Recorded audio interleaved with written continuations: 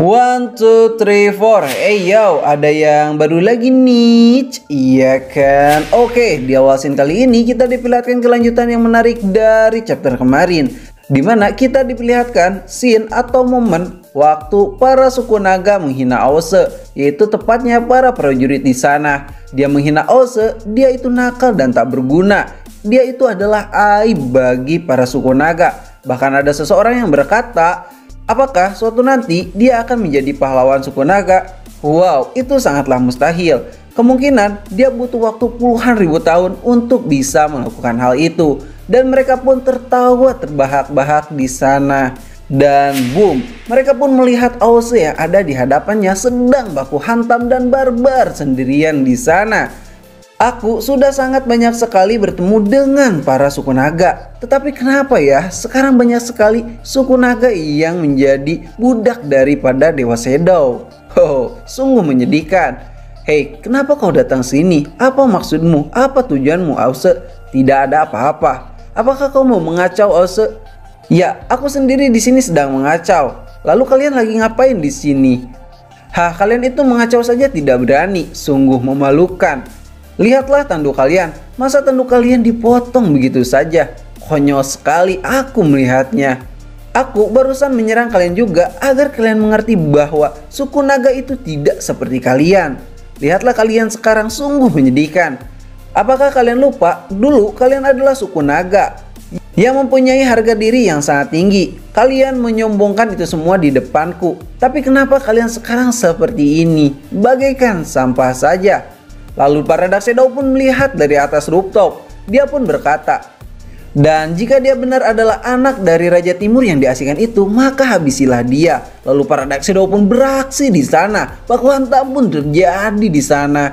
Kita pun melihat Ause ditusuk-tusuk di sana. Akan tetapi Ause berhasil menghindari mereka semua. Lalu para prajurit naga yang membelot pun menghentikan para budak di sana untuk tidak ikut campur. Lalu Ause pun masih baku hantam 1 versus 5 atau mungkin lebih. Lalu Ause pun memutar palu yang ada di tangannya dan menyerangnya dengan serangan petir yang berhasil menjatuhkan 3 orang sekaligus dewa kegelapan itu. Ause yang melihat semua itu langsung tersenyum di sana sambil berkata, apa sudah berakhir? Kemampuan dewa bayangan ini segini aja. Wow, sungguh lemah. Namun tiba-tiba di saat Ause sedang sombong, seseorang pun ada di depan matanya. Dan dia pun berkata, kulihat kau sedikit berbeda dengan para naga yang lainnya. Kau agak lebih kuat dibandingkan yang kutemui. Tapi mau bagaimanapun kau tidak akan bisa melawan dewa kegelapan. Kau hanya memiliki kekuatan seperti ini. Kau sungguh naif sekali. Sambil menghantamkan wajah Ause di dasar lantai dan terus mendorongnya. Lalu membandingkannya dengan keras sekali. Dan dia pun berkata, kau ini benar-benar mencari mati. Kau terlalu naif, hanya dengan kekuatanmu yang seperti itu kau tidak akan menang melawan kami. Lalu dia pun menyerang kembali dengan sikut di sana. Akan tetapi Ause berhasil menghindarinya. Sial, orang ini kekuatannya sungguh sangat luar biasa. Tapi aku tidak boleh kalah di sini.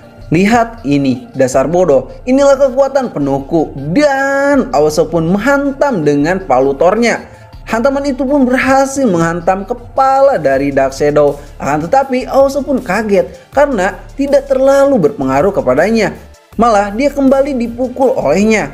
Dan Ause pun terpental seketika di sana. Lalu di saat Ause terpental itu, tiba-tiba hujan panah pun muncul di sana. Akan tetapi Ause dapat menghindarinya. Meski salah satu panah ada yang melukainya. Sial, dasar kalian adalah prajurit naga yang paling pengecut. Kalian benar-benar membelot kepada Dewa Dark Shadow ini. Sepertinya saudaramu sendirilah yang lebih bersemangat untuk membunuhmu dibandingkan aku, ucap Dewa Dark Shadow itu. Dan Ause pun terbanting di sana. Lalu orang-orang yang pernah menghina Ause pun hanya terdiam di sana dan berkata, wah, Ause sang aib saja berani baku hantam dengan mereka. Masa kita hanya diam di sini saja? Kita dulu adalah prajurit naga Laut Timur. Sampai-sampai paman itu pun menangis di sana dan berkata, di saat suku naga hampir musnah, hanya aib suku naga yang berani maju melawan mereka. Bagaimana dengan kita? Kita sungguh memalukan dengan hal ini. Lalu para prajurit naga yang mendengarkan hal itu pun berkata, "Kau benar, kita belajar banyak dari Ause. Sungguh pemandangan yang tidak disangka-sangka."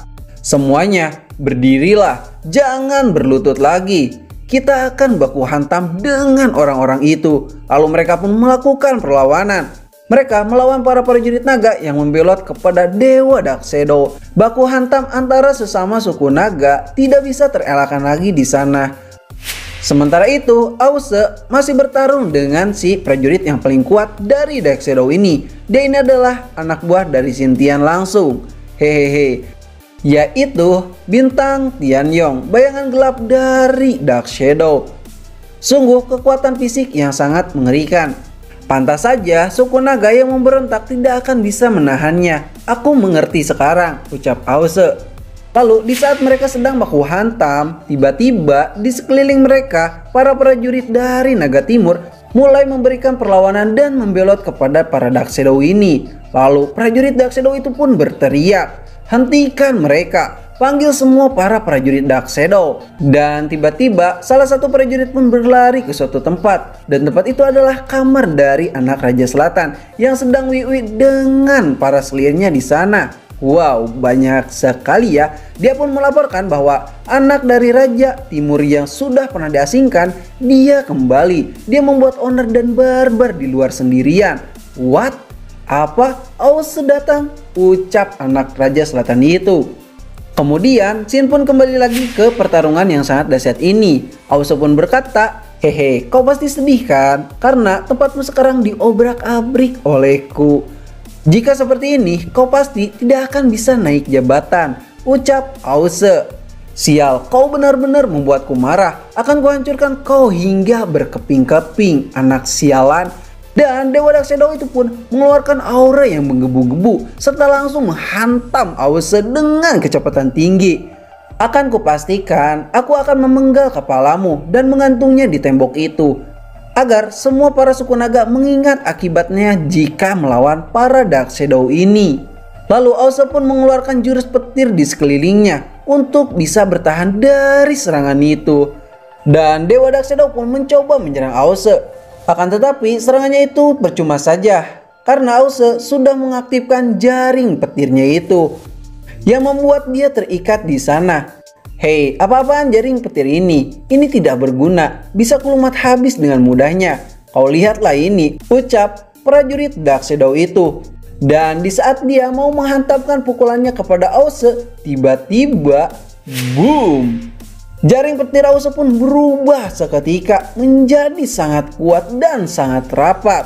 Lalu Ause pun berkata, "Hei, apa kau bilang tadi? Kau bisa menembus jaringku dengan mudah? Hah, sungguh menarik. Coba saja kalau kau bisa.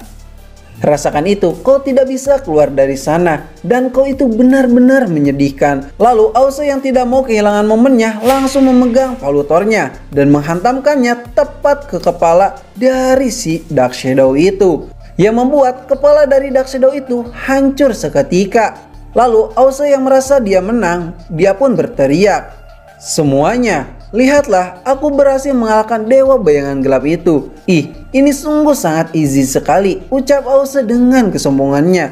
Lalu para prajurit naga yang masih memberontak pun tak percaya saat melihatnya. Di saat Ause sedang kesenangan dengan merayakan kemenangannya itu, tiba-tiba di belakang Ause seseorang pun berdiri lagi. Dan ya, orang itu kembali dengan kepala utuhnya. Ause pun kebingungan di sana. Lalu di saat Ause tidak mempercayainya, tiba-tiba dia pun menyerang dengan begitu cepatnya. Akan tetapi prajurit Naga Timur itu pun melindungi Ause dengan segenap hatinya, yang membuat dia terluka di sana dan dipastikan mungkin dia juga mati. Lalu kita pun diperlihatkan kembali kisah Yuanqi dan juga Neza, yaitu sedang menceritakan leluhur mereka, yaitu burung Kiaroro dan juga sang naga yang dulu menjadi musuh bebuyutan. Lalu Neza pun berkata, "Kau dan aku adalah takdir dari suku kita untuk bisa bersama-sama dan tidak saling membunuh sepertinya. Lalu kita pun bisa hidup bersama-sama. Kau bahkan boleh mencari suami dari suku naga." "Hah? Apakah benar boleh?" "Wow," ucap Yuanqi.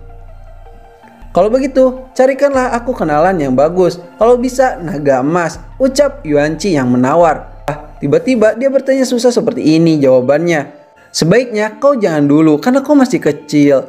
Hahaha, anak ini memiliki bakat yang terpendam yang sangat hebat. Tapi dia belum bisa mengendalikannya, ucap Neza kepada Yuanci.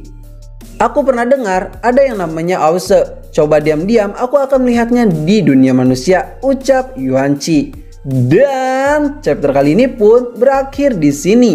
Terima kasih sudah nonton channel ini. Like aja jika kalian suka, dislike aja jika kalian tidak suka. Kami ceritain pamit dan sampai jumpa di next video. Bye bye.